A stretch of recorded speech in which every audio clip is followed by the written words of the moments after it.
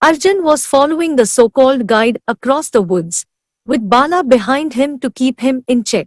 Kripa had a certain quality about him, which Arjun felt was very unnecessary in this situation, and that was being pessimistic. He constantly cribbed about how they all were going to die. Bala had shushed him on a couple of occasions, but that didn't work. As they went deeper into the woods, the canopies grew thicker, and with that, it led to no sunlight illuminating the path ahead of them. That was when Kripa stopped them. He carefully crouched down, and that entire drunken swagger had disappeared from his body language. Now, he seemed calculative and urgent.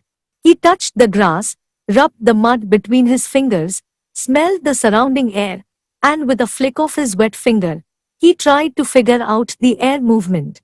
They are here, or at least close by, mate. Arjun stood on alert, his legs and arm tight with tension. How far? Kripa didn't answer. Rather, he trudged forward and opened up a large bush with his bare hands, in between two mammoth-sized bamboo trees. Come here. Bala and Arjun came forward. Arjun was the first one to gasp at the sight of the clearing, where the sun was brightest and the trees were less. The clearing had all sorts of flowers, with a burning fire that wasn't too bright to attract attention. There were stallions, thick and firm, not like the ones Arjun had seen close to Gurukul or even at the Sarpanch's house. These horses were fed well. There were 3 purple tents, hammered to the ground, and he saw the mlechas in person, well and clear. They had initially been covered with silken cloaks and masks, but here they looked just human. A few had scars and bruises with scorched clothes and were better in physique than the ordinary village folks. Bala could perhaps take 2 of them, at most at one go. He couldn't see his father, and for a while, he thought that he had been killed and buried. But then he saw his father in chains, wearing the same clothes as yesterday, coming out of the tent with a man who had hair like thorns.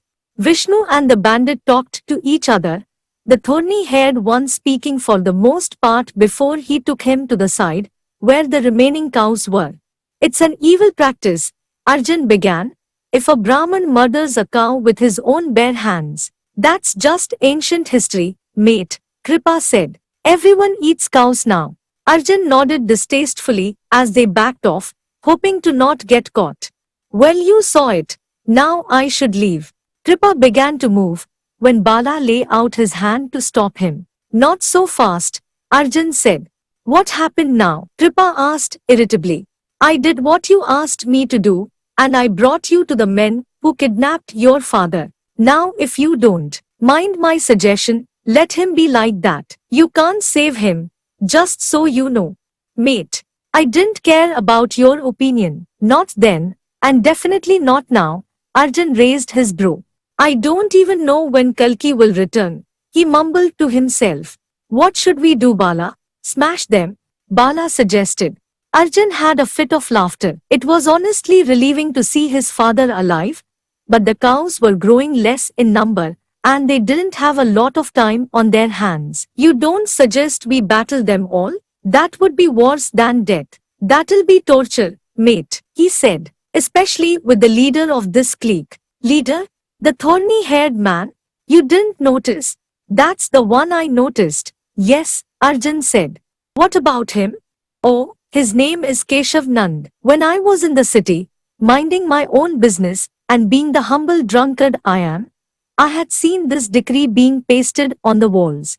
I cared to look at it and learnt it was this man. Kripa signaled at the back. He's a wanted man, just so you know. After he escaped the prison. What was he convicted of? Swallowing a lump of nervousness, Kripa answered. Mostly killings, yes, but killings of children and women, so that is the worst kind. He was a madman according to the decree. He has a dagger with many curved edges. I have heard it helped him to cut the human flesh nicely and tenderly. He paused. Makes me wonder though why he has taken your father as a hostage. Thoughtfully Kripa mused. I am just saying, he isn't a man you should pick a fight with. Killers of this sort, they have neither remorse nor any understanding behind their actions. For them, it is mere fun. Arjun saw the skies turning dusky. The evening was bound to descend at any moment, and he had no time at his disposal. I have a plan, he said. A plan? Well, everyone has a plan, mate. Until they are hit with a blade, he said. And in your case, you don't even have a shield or a blade to defend yourself, even if you know how to defend yourself, which I'm sure you don't. So the best option you have is to be on your way. He looked at Bala. But if there were 3 of them like him, there could have been a chance. There are 10 bandits out there, all vicious and trained, and you are just a pretty boy with a tough boy who loves his little toy dearly. Now let me put this plainly. Who do you think will win? Arjun smiled after the long and arduous speech, which he filtered out of his ears. Who said we need weapons to win?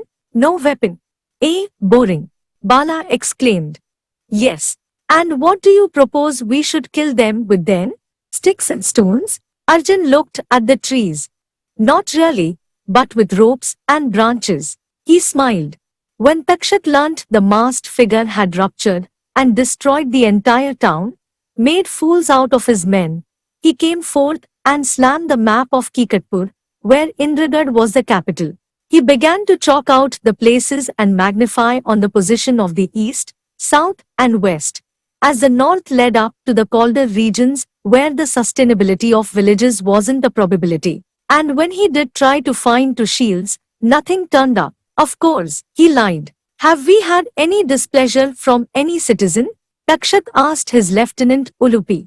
Any robbing incidents? None whatsoever, sir, said Ulupi. Unlike Takshak, who had his long hair winded into a top knot, Ulupi had short hair like grass blades. He had the same inherent sapphire eyes, but a meek exterior. Takshak didn't mind Ulupi for his exterior, for his mind played well. Unlike others who were just brazen and brawny on the outside. Have the gates double-checked, and do not let anyone in, except for the chariots of the ones who work for the palace, Takshak said. I want to find and execute this person. All right, sir. That was when one of the guards entered the war room. Sir, the bird has exited the nest. Takshak nodded. Takshak left the room, saying he had personal work. He took 2 of his less armed guards, for he didn't want to attract any attention. The night had come forth, and he was already seeing the stars now, and they were more in number than the previous night. Takshak had a thing for the stars. Takshak had the intruder in his mind, but he also had to take care of the work Vasuki had given him. He was now on the road and had been on the east side of Indragad close to the People's Street, while all of the humdrum was happening in the south. So he had no possibility of knowing it. But one thing the village intruder had done well was to disrupt the merchant practices of the Yakshs.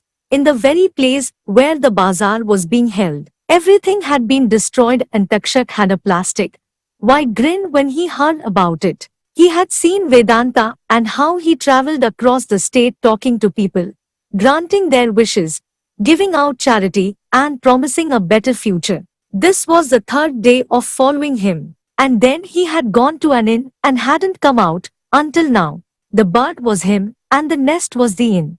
Takshak got off of his horse and concealed himself in the side lane, away from the multi-storied inn. Takshak then went across the road and inside the inn. As he entered, everyone in the lobby just stood up, even the manager who was sitting behind the wooden counter. Takshak slowly walked in the front with his 2 guards, his tunic flapping at the back, with his hand around the sheathed blade. How can I help you, General Takshak? The mustached manager asked. So he knew about him. I'm curious about your latest visitor, King Vedanta. Yes. He tapped on the counter as he signaled his man. The guard handed a few silvers on the counter, which the manager just stared at. I'm sorry, sir. I'm not allowed to. Takshak didn't smile. He held his gaze.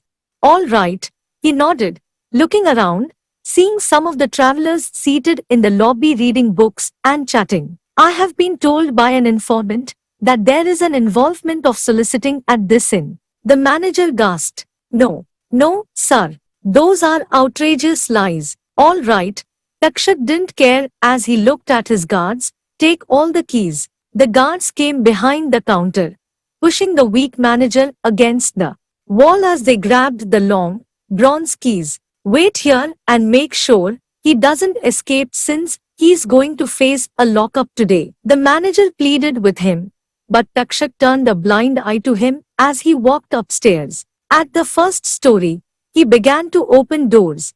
While some of the travelers were alone, others were with their lovers. Takshak didn't care about their privacy as he opened every door till he came to the final one on the top floor. It had two doors, one perhaps for the balcony, overlooking the entire city. Takshak opened that and found a figure standing with his back towards Takshak. State your name and business in this town for a mandatory checkup. And then his voice trailed off when he saw a familiar mongoose wrapped around the figure's head. No, is that another name for spine now? The sleek, slimy voice was too familiar. Kuvera, he sighed a little breathlessly, turning towards Takshak, the fat man, and the head of Yaksh grinned at him. He had thick, bushy brows making him ugly, but had no beard and was hairless on the rest of his body. How do you do, my good friend?